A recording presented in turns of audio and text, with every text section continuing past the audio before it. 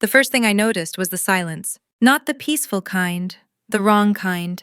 The kind that settles in your chest when something has already happened and your body knows it before your mind does. I was standing in the kitchen of my apartment in Raleigh, North Carolina, still in my coat keys in my hand, staring at my phone like it had betrayed me. Because in a way it had. One message, 8 words, from my mother. We went ahead and made the decision. No punctuation, no explanation, just that. I read it again. Then again. Then I felt my pulse climb into my throat. I was 32 years old, financially independent, recently promoted at a pharmaceutical compliance firm downtown, and yet that single sentence still had the power to make me feel 12. Small, unsteady, like I was about to be told what I was allowed to want. I typed back, "What decision?" 3 dots appeared, disappeared, appeared again. "We'll explain tonight, it's for the best." That phrase, for the best, my mother's favorite shield. She used it when she canceled my birthday dinner because my younger sister had a dance recital. When she forgot to tell me about Thanksgiving being moved up a day. When my father transferred the family trust into a new structure that somehow never included my name. I locked my phone and leaned against the counter, breathing through my nose the way my therapist had taught me. Slow in, slow out. Tonight, she said tonight. That was when I remembered why I'd been smiling all afternoon. The envelope. It was still in my bag. Thick, cream-colored, embossed. I pulled it out with careful hands like it might disappear if I moved too fast. Inside was a copy of my grandmother Evelyn's amended will. The real one. I hadn't expected to see it. Not yet. But my grandmother had slipped it into my purse earlier that day while my mother was in the restroom at the country club. She'd squeezed my hand, her eyes sharp and clear despite her age, and whispered, "Read it alone. Then decide what kind of woman you want to be." I hadn't opened it until now. I slid the pages out and read the first line. "I, Evelyn Margaret Harper, being of sound mind." My name appeared on the second page. Not buried, not conditional, not symbolic. Primary beneficiary. The lake house in Asheville, the shares in Harper Textiles, the remainder of her personal accounts, all of it. I sat down hard in the chair. For my entire life, my family had treated me like the reliable one, the responsible one, the one who didn't need anything because I always figured it out myself. My younger sister Lila was the dreamer, the fragile one, the one who needed protecting. She was 30, lived with my parents, and had cycled through 3 failed creative businesses funded entirely by family money. I was the one who paid my own tuition, my own rent, who sent money home when my parents hinted they were stressed, who showed up early, stayed late, and never made noise. And now apparently I had made the mistake of being quiet while my grandmother noticed. I checked the time, 5:40 in the evening. Tonight, I already knew where this was going. My parents never summoned me unless they needed something, or unless something had gone wrong that they needed to reframe before I could ask questions. I picked up my phone and called my best friend Nora. "Tell me you're sitting down," she said the second she answered. "I am." "Good, because your face is about to do that thing where it goes pale and you pretend you're fine." I closed my eyes. They texted, said they made a decision. Nora exhaled. "About the will." "I think so." "Do they know you've seen it?" "No." A pause. Then, "Oh, this is going to be ugly." Nora knew my family well enough to say that without hesitation. "They want me there tonight," I said. "Dinner, 7. "Do not go alone," she said immediately. "I won't." "You want me there?" "No," I said, standing up and grabbing my keys. "I want them comfortable. That's how people show their real faces." There was a beat. Then Nora said softly, "Be careful." I drove to my parents' house just after sunset. The same brick colonial in the same gated neighborhood where I'd grown up learning how to be invisible without being resentful. Their driveway was full, my father's SUV, my mother's sedan, and Lila's new convertible paid for with money she claimed came from future opportunities. I took a breath before stepping out of the car. Inside the house smelled like rosemary and roasted chicken, candlelight, soft music, the performance of normalcy. My mother greeted me with a smile that didn't reach her eyes. My father stood behind her, arms crossed, already bracing for impact. Lila was at the dining table scrolling on her phone, not even pretending to look surprised to see me. "Sweetheart," my mother said. "Sit, let's eat first." I didn't sit. "What decision did you make?" I asked. My father sighed, the long-suffering patriarch. "We spoke with your grandmother. And we agreed it was time to simplify things," my mother said. "For the family." There it was again. For the family. Lila finally looked up. She smiled at me. Not kindly, not nervously, triumphantly. We're restructuring the inheritance, my mother continued, so there won't be confusion later. I felt my pulse slow. Interesting, I said, because I already read the will. The room went still. My mother's smile froze. My father straightened. Lila's fingers tightened around her phone. You what my mother said. I read it, I repeated. The amended one. The one Grandma signed last month. Silence stretched like a wire pulled too tight. My father spoke first. That document isn't final. It was notarized, I said calmly, and filed. Lila laughed sharp and brittle. You always think you're smarter than everyone else. I turned to her. No, I just read. My mother recovered quickly. Well, then you also know that your grandmother is confused, emotional. She made decisions based on sentiment, not logic. Is logic selling the lake house and putting the money into Lila's startup? I asked. My father's jaw clenched. That's exactly the kind of attitude we're talking about, my mother said. You don't understand sacrifice. I finally sat down. Then explain it to me, I said, slowly. My mother folded her hands. We're contesting the will. There it was. Clean, simple, brutal. For Lila's future, my father added. She needs support. You're fine. I looked at my sister. Did you know about this? She didn't hesitate, of course. And you were okay with it. She shrugged. Why wouldn't I be? You don't even need it. Something inside me clicked into place. This wasn't a misunderstanding. This wasn't fear or confusion or misguided love. This was entitlement, long practiced, carefully justified. I stood up again slowly this time. You're right, I said. I don't need it. My parents relaxed thinking they'd won. But I will not be erased, I continued. And I will not be quiet about this. My mother's face hardened. Don't be dramatic. I smiled. This isn't drama, I said. It's documentation. I picked up my bag, turned toward the door, and felt something new settle into my spine.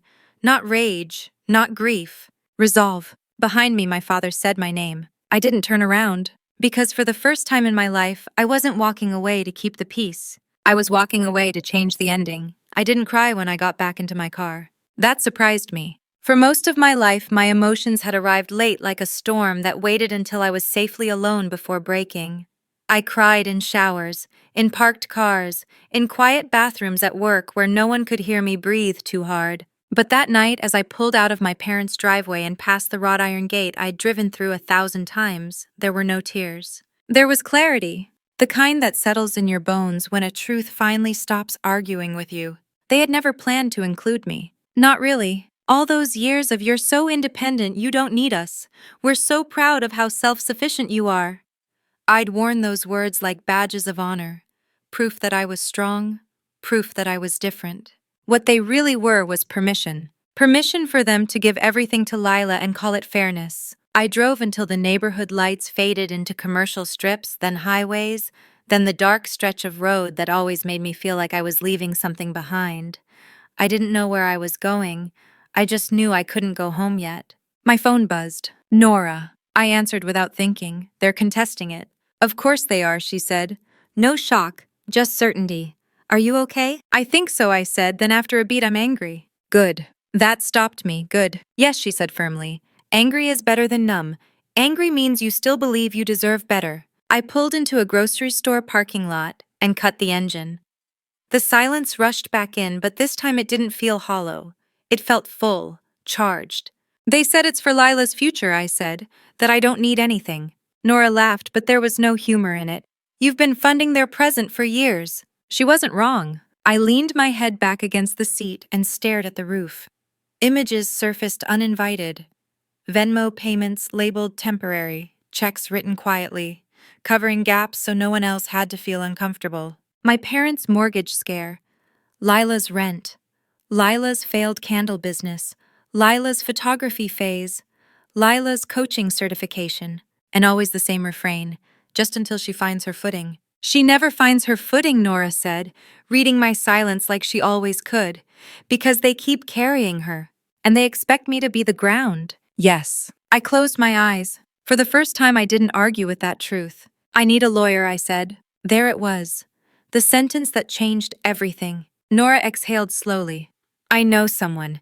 Estate litigation, mean as hell.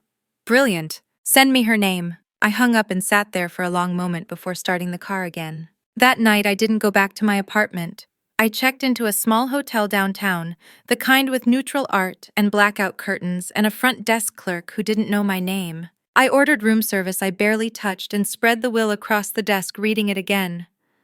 Not like a hopeful granddaughter this time, but like a woman preparing for a fight. Every clause, every signature, every date. My grandmother hadn't been confused. She had been deliberate. My phone buzzed again. This time it was my grandmother herself. I hesitated before answering. "Hello, Grandma."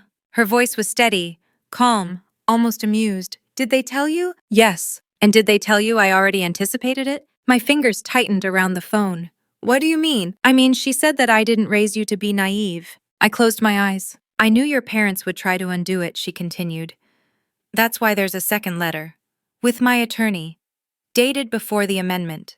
My heart started pounding. "What letter?" "A memorandum," she said, explaining my intent in detail: favoritism, financial imbalance, years of documentation. I sank into the chair. "You documented everything," I whispered. "Of course," she said. "I watched them take from you for years and call it love. I watched you give and never ask to be seen. I won't allow them to pretend this was impulsive." I swallowed hard. "They're saying you're emotional, that you didn't understand," she snorted. "I understood perfectly. That's why I chose you." Tears finally burned behind my eyes, but I blinked them back. "Grandma," I said, my voice cracking despite myself. "They're going to fight this." "I expect them to," she said calmly. "And I expect you to let them." I frowned. "Let them?" "Yes," she said. "Because once they take this to court, they will have to explain themselves, publicly, under oath." I hadn't thought that far ahead. I'd been bracing for loss, for compromise, for quiet disappointment. I hadn't considered exposure. "They don't realize what they're opening," she continued. "But you will, and you will decide how far it goes." A knock sounded at my hotel room door. I startled, then remembered I'd ordered tea earlier. "I have to go," I said. "But thank you for trusting me." "I always have," she said. "Now stop apologizing for existing." The line went dead. I opened the door, accepted the tea, and locked it behind me. My hands were shaking now, but not from fear. From adrenaline. I sat back down at the desk and pulled out my laptop. If my parents wanted to rewrite history, they were about to learn something about records. I logged into my bank account and started scrolling. Transaction after transaction. Support, loans, help, gifts disguised as obligations. I opened a spreadsheet and began listing them. Dates, amounts, notes, totals. 2 years back. 3, 5. By midnight, the number at the bottom made my stomach drop. 6 figures. I stared at it numb. They hadn't just minimized me. They had funded one child with the resources of the other and convinced themselves it was generosity. My phone buzzed again. A text from my father. "Let's not make this ugly. We can talk." I didn't reply. Another text followed. "You don't want to tear the family apart over money." I smiled cold and clear. This was never just money. It was power, control, the assumption that I would always step aside. I saved the spreadsheet and backed it up twice. Then I opened a new document and started a timeline. Birthdays missed, achievements downplayed, conversations that now read differently in hindsight. I wasn't embellishing. I was remembering. And remembering, I realized, was its own kind of revenge. Because once I stopped questioning my own memory, everything they'd built their narrative on began to crack. At 2 in the morning, I finally lay down on the bed staring at the ceiling. I wasn't sure how this would end. I only knew one thing. They had always counted on my silence, and this time they had miscalculated. Because I wasn't fighting to take something from them. I was fighting to stop being written out of my own story, and that was a fight I intended to finish. By morning, the anger had cooled into something sharper. Focus. I woke up in the hotel room before my alarm, the gray light barely leaking through the curtains. For a moment, I forgot where I was. Then it all came rushing back. The dinner. My mother's careful smile, Lila's certainty, my father's quiet authority used like a weapon, and my grandmother's voice steady as granite. I didn't waste time lying there.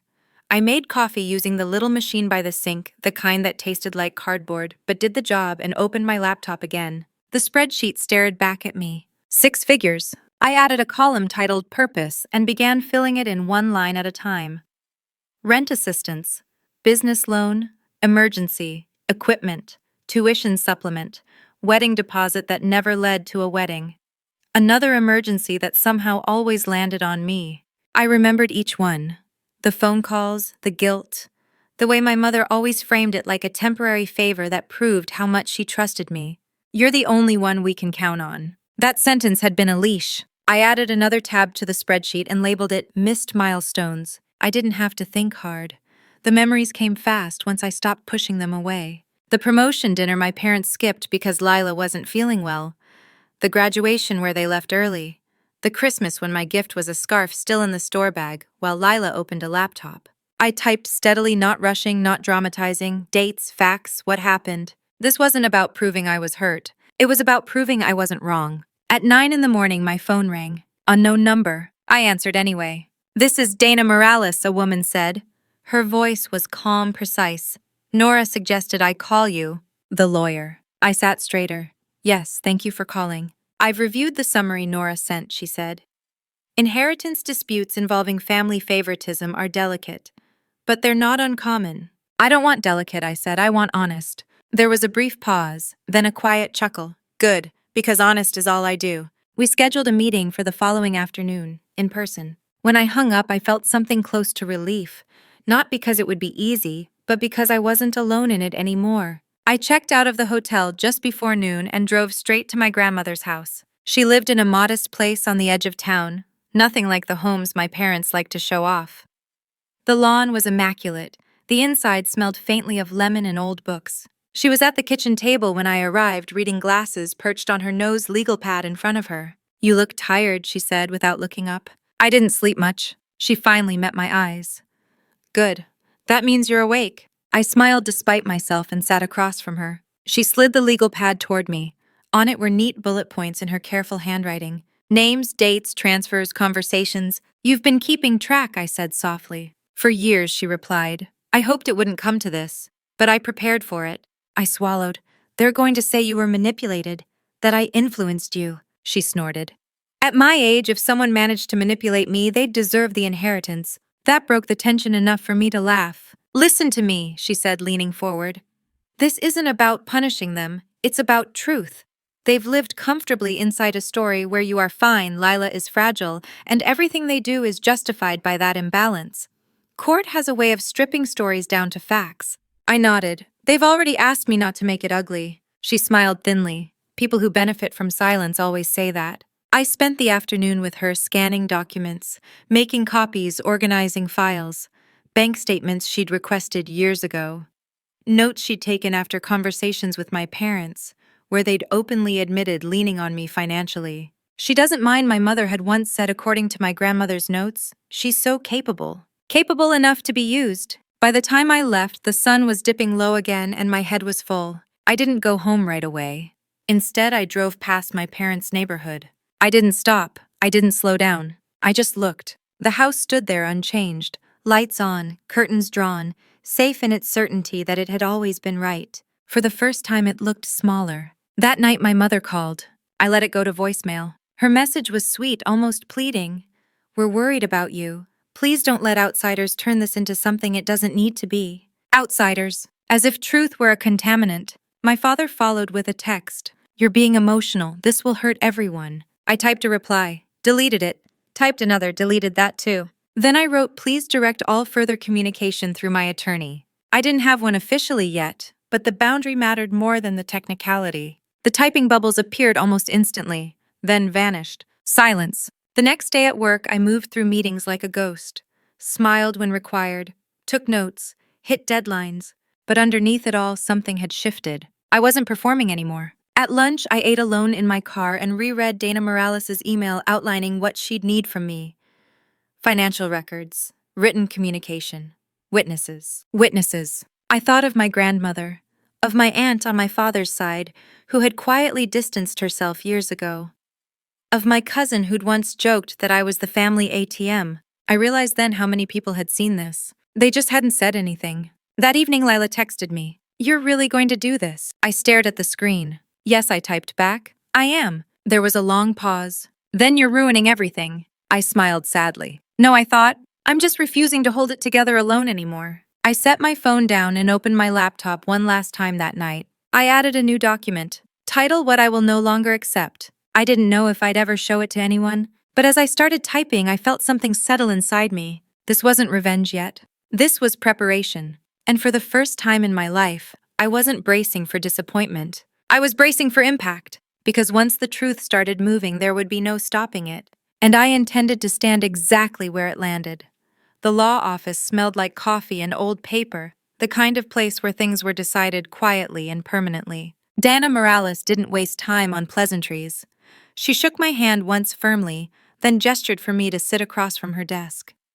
She was in her late 40s, sharp-eyed hair pulled back tight, the kind of woman who looked like she'd never been underestimated without making someone regret it. "Tell me what you want," she said. I blinked. "What I want?" "Yes," she said. "Not what you're afraid of, not what they want, what you want." I hadn't expected that question. I thought for a moment.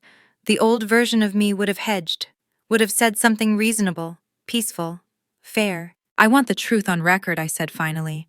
"I want the pattern exposed, and I want them to stop pretending this is about love." Dana nodded once. "Good, that's achievable." I slid the folder across the desk. Bank statements, spreadsheets, notes from my grandmother, screenshots of texts. She flipped through them methodically, her expression unreadable. "They've been taking from you for years," she said. "Not a question." "Yes." "And framing it as your choice." "Yes." "And now they're trying to reverse a legal document because it disrupts their internal hierarchy."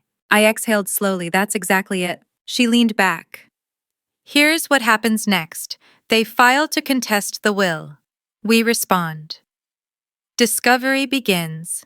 That means subpoenas, depositions, financial disclosures." My stomach tightened, including mine. "Yes," she said calmly, "and theirs, including Lila's." I hadn't considered that part. Dana continued, "Every transfer, every account, every loan disguised as a gift. It all becomes visible." A strange sensation crept through me. Fear, yes, but also something like relief. "They won't like that," I said. "No," Dana agreed. "Which is why they'll try to stop this before it gets there." "How?" She smiled thinly. "By offering you something." That night my mother showed up at my apartment. No warning, no call, just a knock at 7:30 in the evening. I knew it was her before I opened the door. She stood there with a tight smile, holding a grocery bag like a peace offering. Wine, cheese, things she knew I liked. "Can we talk?" she asked. I stepped aside and let her in. She looked around my apartment like it was new to her. The clean lines, the framed certificates on the wall, the quiet proof of a life built without her guidance. "I didn't realize you lived like this," she said. I didn't respond. She sat at my kitchen table and placed the bag down carefully. "Your father is very upset."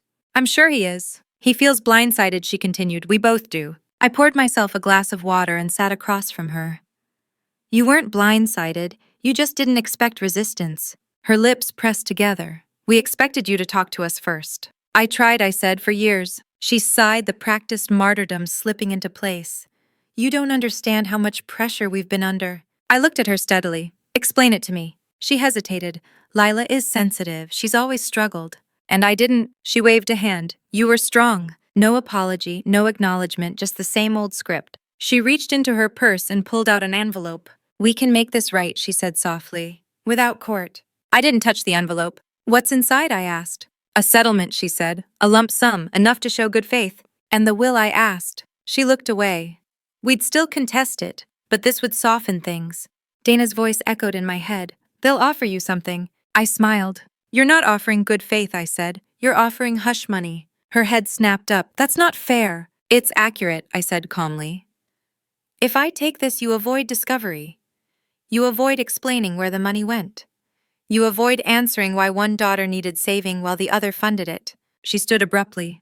"You're being cruel." "No," I said, "I'm being clear." She stared at me like she didn't recognize me. "This isn't you," she said. I stood too. "It is. You just never had to deal with me before." She left without taking the groceries. The next morning my father called my office. Not my cell, my office. My assistant forwarded the message to me, confused. He said it was urgent, family emergency. I felt my chest tighten. Dana had warned me. I called her immediately. "They're escalating," she said. "Good, document everything." I forwarded the voicemail. I saved the timestamp. Then I did something I'd never done before. I told my supervisor the truth, not the whole story. Just enough. "My parents are involved in a legal dispute with me," I said. "They may attempt contact. I've retained counsel." My supervisor listened quietly, then nodded. "Thank you for telling me. We'll route anything like that through legal." I walked back to my desk feeling strangely light. They were running out of places to reach me. That afternoon my grandmother called again. "They came by," she said. My stomach dropped. "What did they say?" "They tried to convince me you were unstable," she replied dryly. "That you were being manipulated by lawyers." And I told them if they questioned my competence again, I'd add a codicil cutting them out entirely. I laughed, a short, sharp sound that surprised me. Good, I said. They don't know me as well as they think, she added. Neither do you, apparently. That night, Lila posted on social media a vague post about betrayal, about family turning on family, about how money changed people. The comments poured in. Sympathy, validation. I didn't respond. But I took screenshots. Dana was very clear about that. By the end of the week, the contest filing came through. Official, real. My parents had crossed the line, and now there was no walking it back. I sat at my kitchen table late that night staring at the paperwork. This was bigger than hurt feelings now, bigger than money. This was about identity. Who I had been in that family, and who I was becoming without their permission. I closed the folder and turned off the light. Tomorrow, the fight would go public. And once it did, there would be no more carefully curated dinners, no more quiet manipulations. Just facts, just truth, and a reckoning that had been a long time coming. The first subpoena arrived on a Tuesday morning, tucked neatly between spam emails and calendar invites. I stared at it on my screen longer than I needed to. Not because I didn't understand it. Dana had explained the process carefully, step by step, no surprises. But seeing my family's name in formal legal language made everything feel irreversible. Good. By noon, my parents' attorney had filed motions demanding my financial disclosures, implying undue influence, questioning my grandmother's capacity. It was aggressive, predictable. Dana read through it all with the calm focus of someone reading a grocery list. They're trying to intimidate you, she said. They want you emotional, defensive, sloppy. And if I'm not, then they start making mistakes. She slid a yellow legal pad toward me. On it was a single sentence underlined twice. Consistency wins. That became my mantra. I disclosed everything. Every account, every transfer, every bonus, every tax filing. Clean, organized, boring. Dana smiled when she saw it. Judges love boring. My parents, on the other hand, did not deliver boring. Their disclosures came in waves, incomplete at first, then corrected, then amended again. Layla's accounts were the worst. Multiple deposits from my parents. Irregular amounts.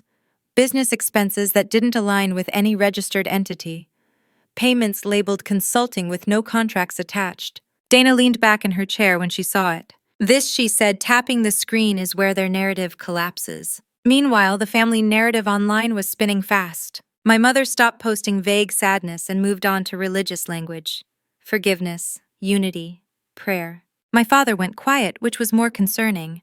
Silence was how he planned. Lila, however, went loud. She started a podcast. I wish I were joking. A weekly series about creative burnout, toxic expectations, and how family can suffocate your dreams. She never used names. She didn't have to. In one episode, she said, "Some people are so obsessed with control they'd rather destroy a family than let others grow." Dana listened to it once, just once. "She's creating discoverable evidence," she said. "That's generous of her." I kept working, kept showing up, kept my voice steady. The first deposition was my mother's. Dana and I sat across from her and her attorney in a conference room that smelled faintly of carpet cleaner and stress. My mother wore soft colors, neutral makeup, the look she used when she wanted to appear reasonable. She cried within the first 10 minutes. Dinah didn't react. I didn't either. When asked about the financial transfers, my mother said, "We never tracked it. We're a family." Dana nodded politely. "But you tracked your mortgage payments." "Yes." "And your investment accounts." "Yes." "But not the money your older daughter sent you regularly." She hesitated. She insisted. I felt something in my chest loosen. There it was. Dana leaned forward. "Did she ever put that in writing?" "No." "Did you ever ask her if she could afford it?" "No." "Did you ever repay her?" "No." My mother dabbed her eyes. We assumed she didn't need it. The court reporter's fingers moved steadily. I watched my mother carefully then, not with anger, with curiosity. She wasn't lying. She truly believed that my competence canceled out my right to consideration. That was worse than malice. My father's deposition was next. He didn't cry. He deflected. He reframed. He spoke about family legacy and long-term planning and how emotional decisions could destabilize generations. Donna waited until he'd built his tower of words. Then she asked one question. "Did you ever tell your younger daughter no?" He froze. "Not long, just a fraction too long." "I don't recall." Dana smiled. "I do." She produced emails, texts, notes from my grandmother, evidence of every time he'd overridden my boundaries to fund Lila's ambitions. He grew tense, defensive. He corrected himself. We tried to support both children. Dana slid a document forward. These figures suggest otherwise. The numbers didn't lie. Lila's deposition was last. She arrived late, dressed casually, defensive from the start. She rolled her eyes when asked about the money. Everyone helped, she said. That's what families do. Dana's tone was gentle. Did your sister ever ask you to repay her? Lila laughed. No, why would she? And did you ever offer? Silence. The silence stretched. No, Lila said finally, she never needed it. I felt something break then. Not painfully, cleanly. That was the moment I stopped wanting her to understand. Understanding was irrelevant. Accountability was everything. Outside the courtroom that day, my father finally confronted me. You've made your point, he said quietly. This is excessive. I looked at him, really looked. No, I said. This is proportional. You just never expected consequences. He shook his head. You're burning bridges. No, I said. You already burned them. I'm just refusing to stand in the fire. That night, my grandmother invited me over. She made tea, sat across from me like she always had. You held yourself with dignity, she said. No matter how this ends, remember that. I nodded. I don't care how they see me anymore. She smiled. That's when you're free. A week later, the judge ordered a forensic accounting review. Neutral, independent, thorough. Dana called me the moment it came through. This is where it turns, she said. They can't spin numbers. I hung up and sat in my office, hands folded, breathing evenly. I thought about every Christmas I'd minimized myself. Every promotion I hadn't celebrated. Every time I'd been proud quietly so no one else felt small. I wasn't quiet anymore. The tables weren't just turning. They were being rebuilt. And for the first time in my life, I wasn't bracing for the fallout. I was ready to watch it land. The forensic accountant's report landed like a dropped plate. Not loud, not dramatic, just final. Dana called me at 8:15 in the morning.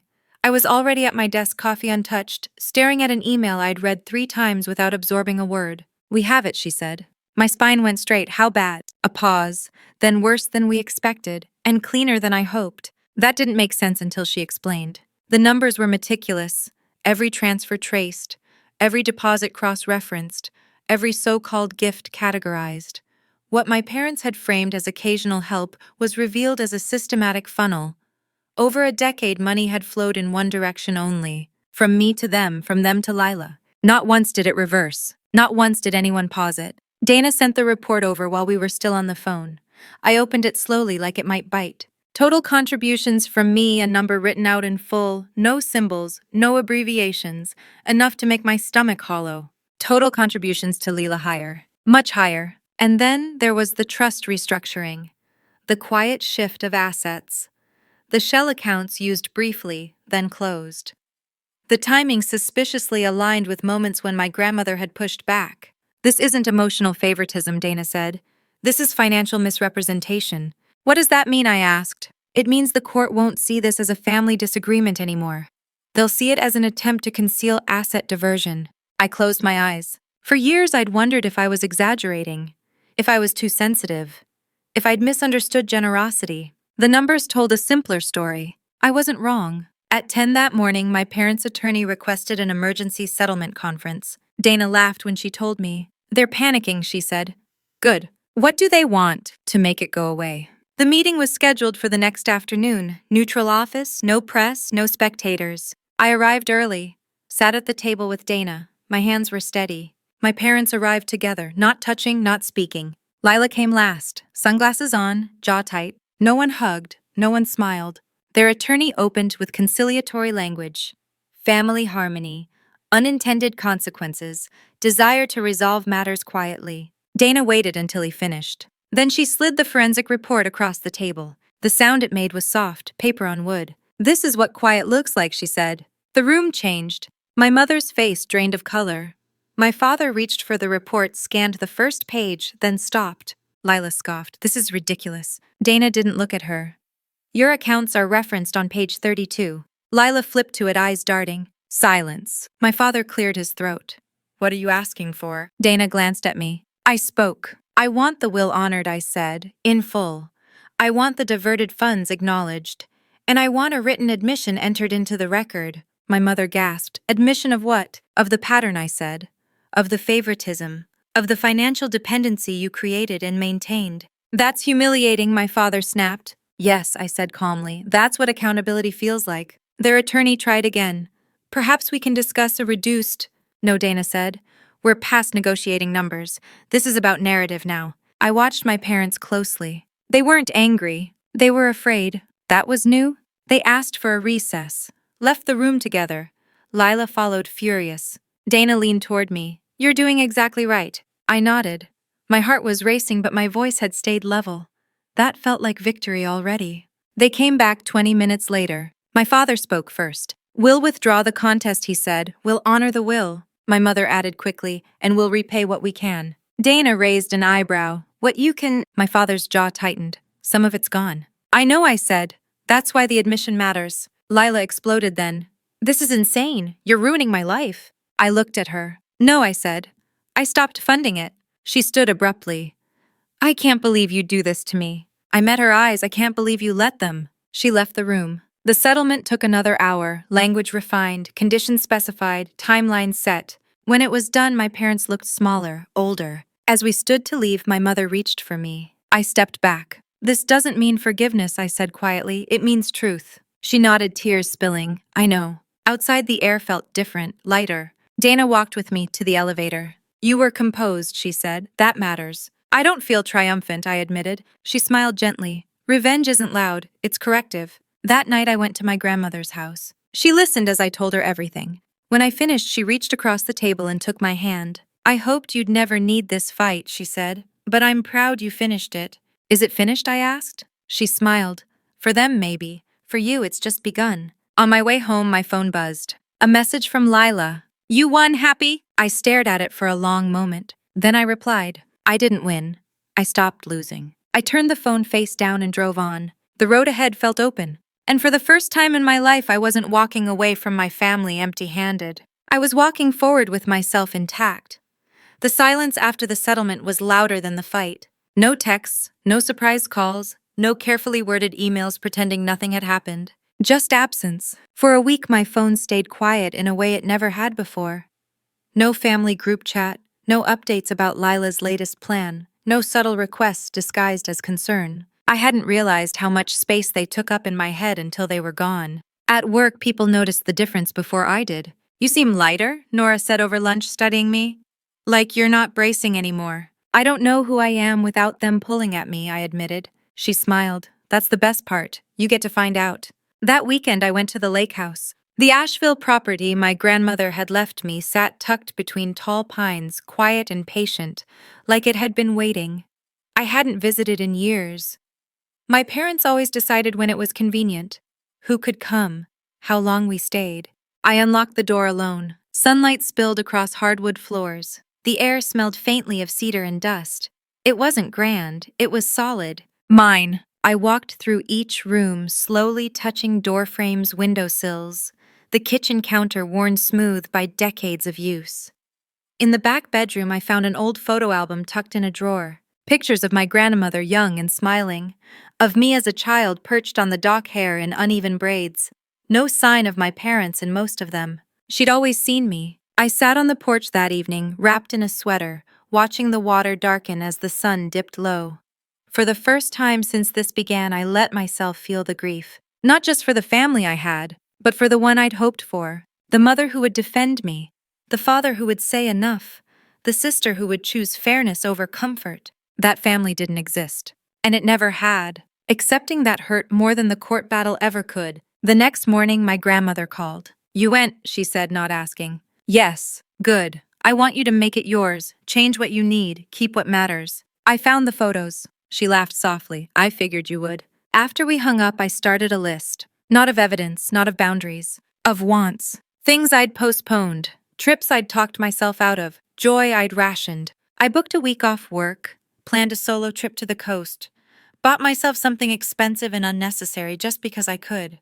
It felt rebellious. Healing often does. Midweek, my father emailed. No subject line. "I hope you're well." That was it. I stared at the words, waiting for the hook. None came. I didn't reply. Silence, I realized, was now my choice too. A few days later, Lila's podcast ended abruptly. No announcement, no farewell episode. I didn't feel satisfaction. Just distance. At a family gathering I skipped, my aunt told me later, my parents didn't mention me. Not once.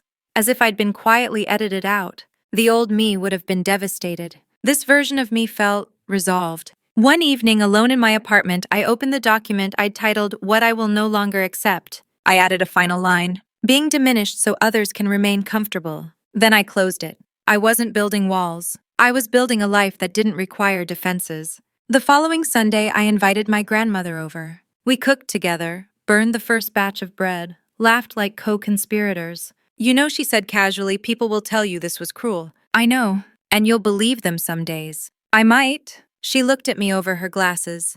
Just remember, peace that costs you your voice isn't peace, it's compliance. I nodded. That night, as I lay in bed, I thought about everything that had shifted. Not just my relationship with my family, my relationship with myself. I no longer needed permission to take up space, to be celebrated, to be chosen. I'd chosen myself. And that I realized was the quietest and most powerful ending my story could have had. Or maybe, just the beginning.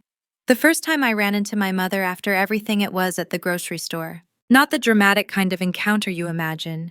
No raised voices, no public tears, just the fluorescent hum of aisle 7 and a cart half full of produce. I noticed her before she noticed me. She stood in front of the canned goods, staring at labels like they were written in a foreign language. Her hair looked thinner, her shoulders slightly hunched, smaller. For a moment, I considered turning the corner and disappearing. The old reflex. Then she turned and saw me. Her face shifted through several expressions too quickly to name. Surprise, relief, fear, something like regret. Oh, she said, it's you. It is, I replied. We stood there, two women who shared a lifetime and suddenly had nothing rehearsed left to say. You look well, she said finally. So do you. It was a polite lie on both sides. She glanced at my cart. Fresh vegetables, flowers, a bottle of wine I didn't need an excuse to buy anymore. I've been meaning to call, she said. I waited. She didn't continue. I realized then that she had no script for this version of me, no leverage, no guilt that still worked. I hope you're not angry, she said instead. I thought about it, really thought. I'm not, I said. But I'm not available either. Her brow furrowed. Available for what? For pretending, I said gently. For smoothing things over so no one has to sit with what happened. Her eyes filled. We did our best. I believe you believe that, I said.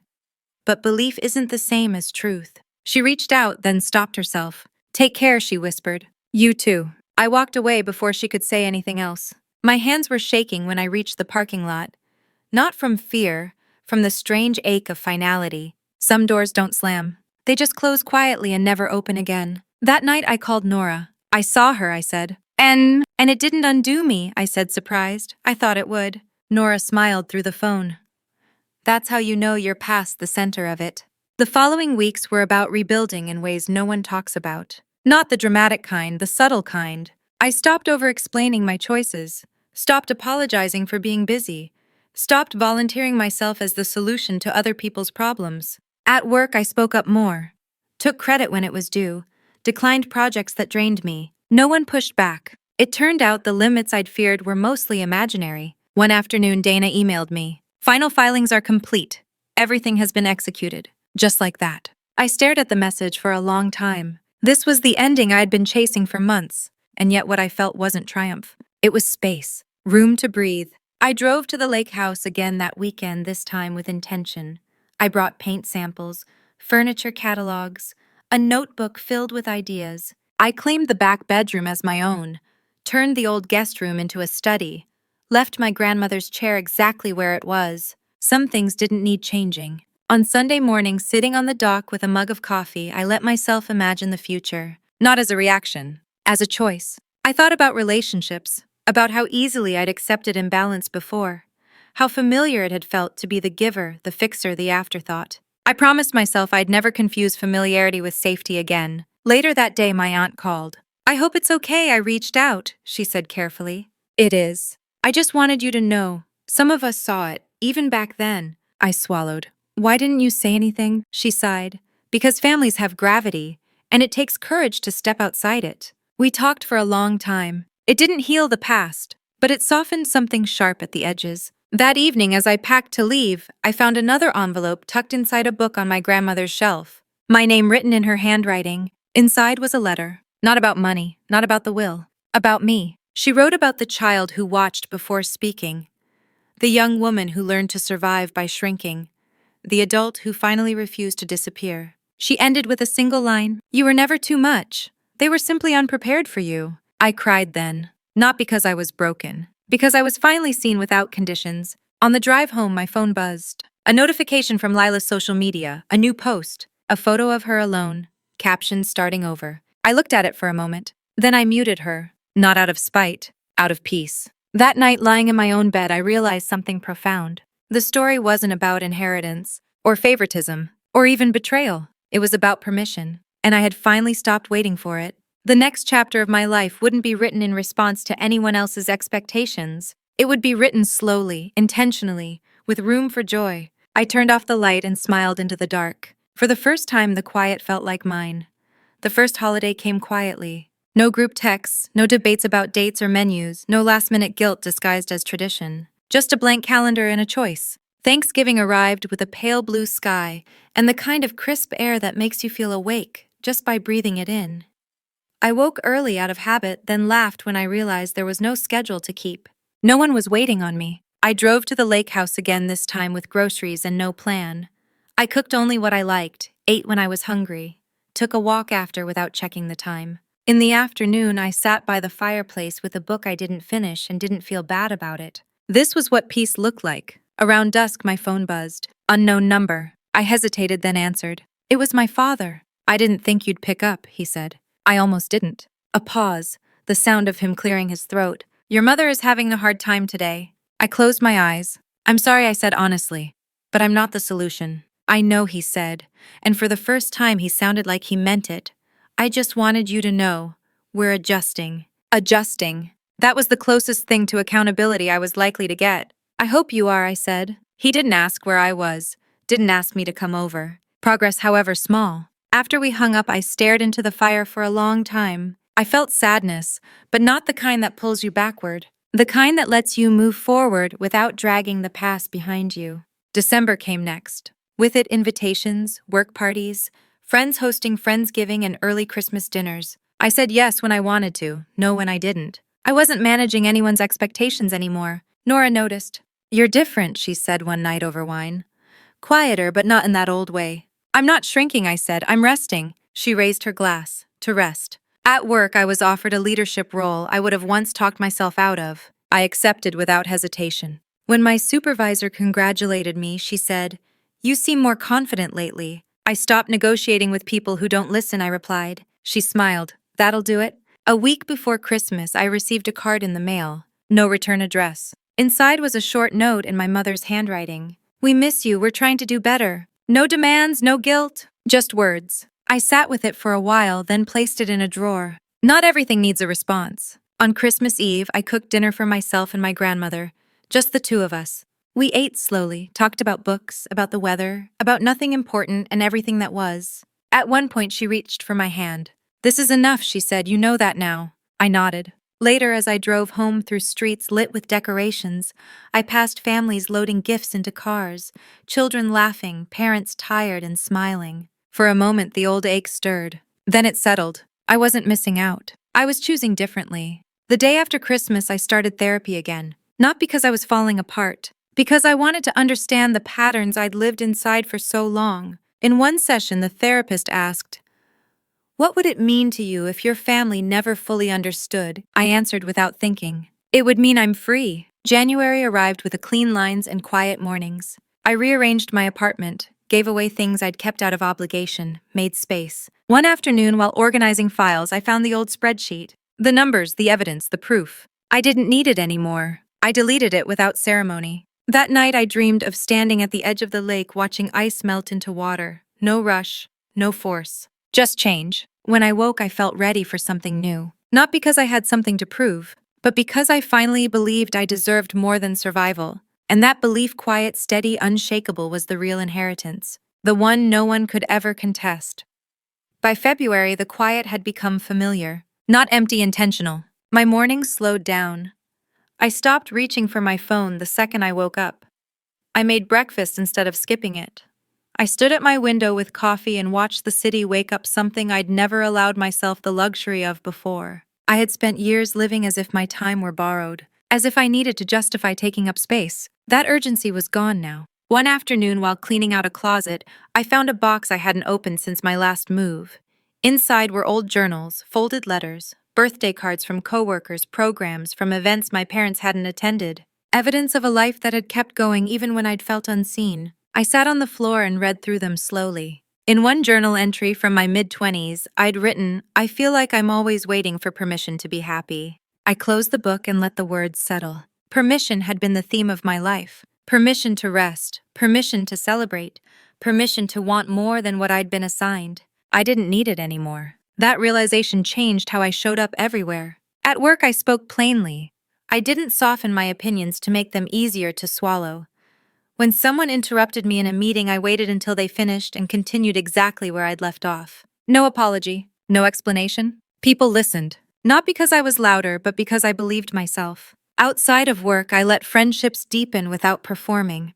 I told the truth when I was tired, when I was hurt, when I didn't want to talk about my family. No one left. Some even leaned closer. In therapy, we talked about grief, the delayed kind, not for the people I'd lost, but for the version of myself that had adapted too early, too thoroughly. She did what she needed to survive, my therapist said. You don't have to abandon her to grow. So I didn't. I honored her by resting. In March, my grandmother had a health scare. Nothing dramatic, but enough to remind me that time was not endless. I drove to her house immediately, sat beside her hospital bed, held her hand while monitors beeped softly in the background. You don't have to stay, she murmured. I know, I said, I want to. She smiled. That difference mattered. After she was released, we spent more time together. Long lunches, walks when the weather allowed, quiet afternoons where we didn't need to fill the space with conversation. One day she said, your parents called. My body tensed automatically, then relaxed. What did you say? That I trust you, she replied. And that they should too. I didn't ask what they'd said in response. Some answers didn't add anything. Spring arrived gently without announcement. Trees bloomed. Sidewalk cafes reopened. The world moved forward without waiting for anyone to be ready. So did I. I signed up for a writing class, something I'd always wanted to do but dismissed as impractical. I booked a trip for late summer without coordinating schedules. I said no to things that drained me, and yes to things that didn't make sense, but felt right. One evening after class, I walked home alone under streetlights and realized something startling. I felt safe, not because nothing bad could happen, but because I trusted myself to handle it. That trust had been missing for so long. In April, I ran into Lila again. This time it was at a cafe near my office. She was seated by the window typing furiously on her laptop, headphones on. I saw her before she saw me. She looked thinner, more fragile than I remembered, less certain. For a second, I felt the old pull-to check on her to soften to fix. Then she looked up and met my eyes. We stared at each other through the glass. She took off her headphones and stepped outside. Hey, she said. Hey. Neither of us smiled. I didn't expect to see you, she said. I work nearby. She nodded, then hesitated. I'm figuring things out. I hope you are, I said, meaning it. She studied me. You seem different. I am. There was a pause. I don't know how to talk to you anymore, she admitted. You don't have to, I said, unless you want to. She exhaled slowly like she'd been holding her breath for months. I don't know what I want, she said. I looked at her gently. That's not my job to solve. She nodded, eyes glossy, then stepped back. Take care, she said. You too. I walked away without looking back. Not because I didn't care, but because caring no longer meant sacrificing myself. That night, lying in bed, I thought about the woman I was becoming. Not hardened, not cold, just honest. I had stopped mistaking endurance for love. I had stopped believing that being chosen meant being depleted. I had learned that walking away wasn't failure. Sometimes it was the most loyal thing you could do for yourself. As I drifted towards sleep, one thought surfaced, clear and steady. I wasn't rebuilding my life from the ruins of my family. I was building it from the parts of myself they never managed to take. And for the first time, the future didn't feel like something I had to earn. It felt like something I was finally allowed to live. The call came on an ordinary Wednesday. No build-up, no warning, just my phone lighting up on my desk in the middle of an email I didn't care about. Hospital number. My stomach tightened, not with panic but recognition. When you've lived long enough in emotional alert mode, you learn the difference between fear and inevitability. I answered. Is this, the nurse began. Yes, I said. I'm her granddaughter. She explained calmly. Complications, a sudden turn, nothing dramatic but serious enough. She's asking for you. I was already standing grabbing my coat telling my assistant I'd be out. I didn't feel rushed. I felt clear. At the hospital, the hallways smelled like antiseptic and coffee that had been sitting too long. Machines hummed. Voices stayed low. My grandmother looked small in the bed, but her eyes were sharp when she saw me. "You came fast," she said. "Of course." She squeezed my hand. Her grip was weaker than before, but still deliberate. "They know," she said. "Who?" "Your parents. They called earlier." I waited. "They wanted to come," she continued. "I told them not today." A beat. "How do you feel about that?" she asked. I considered the question honestly. "Relieved," I said. She smiled faintly. "Good. That tells me I did right by you." We sat in silence for a while. Not awkward, just full. Then she spoke again, softer this time. "I need you to hear something clearly." "I'm listening." "You didn't take anything from anyone," she said. "I gave it because I saw you, and because I trusted you not to confuse generosity with obligation." My throat tightened. "They'll always frame this as loss," she continued. "But what you gained was choice." I nodded, unable to speak. Later that evening, my parents arrived anyway. They stood awkwardly at the foot of the bed, unsure of their roles now that authority no longer belonged to them. My mother cried quietly. My father asked practical questions. I stayed by my grandmother's side. At one point, my mother looked at me and said she always favored you. The old me would have argued. This version of me met her gaze calmly. "She respected me," I said. "There's a difference." Silence followed. My grandmother slept after that, her breathing slow and even. When the nurse suggested visiting hours were over, my parents left without protest. I stayed. Sometime after midnight, she stirred. "You're still here," she murmured. "I'm not going anywhere." She smiled, eyes closed. "I knew you wouldn't." She passed 2 days later. Peacefully, quietly, without drama. The funeral was small as she'd requested. No speeches about family unity, no performative grief. Just stories, truthful ones. I spoke briefly, not about money, not about conflict. I talked about the woman who taught me to listen to myself when the world was loud. My parents sat in the front row, Lila a few seats behind them. No one approached me afterward with accusations or apologies. Grief has a way of stripping people down to what they can manage. In the weeks that followed, I handled the estate matters efficiently, without emotion, without guilt. This wasn't unfinished business. It was a closing chapter. One evening, sorting through my grandmother's things, I found a final note tucked inside a book. Not labeled, not sealed. Just waiting. It read, "Some women are born into families, others are born out of them. Either way, you belong to yourself first." I folded the paper and placed it in my wallet, not as a reminder, as a foundation. That night alone in the lake house, I sat by the fire and let the grief come fully. Not for the fight, not for the inheritance, for the love that had been steady and uncomplicated. When the tears stopped, I felt empty and then slowly full, because loss had clarified something essential. I had been chosen, not by accident, not by default, but deliberately. And that choice, freely given, freely received, was the one thing my family could never undo. Chapter 11 didn't feel like an ending. It felt like a threshold, and I was finally ready to step through it. The last thing I expected was how quiet everything became. Not empty, not lonely. Quiet in the way a room feels after you finally told the truth and no one is shouting anymore. Spring came softly. The lake thawed. The house filled with light instead of echoes. I stopped measuring time by family milestones and started measuring it by how often I felt at ease in my own skin. The will was finalized without drama. No lawsuits, no late-night emails, no whispered accusations passed through relatives like contraband. My parents signed where they needed to. Lila didn't contest anything.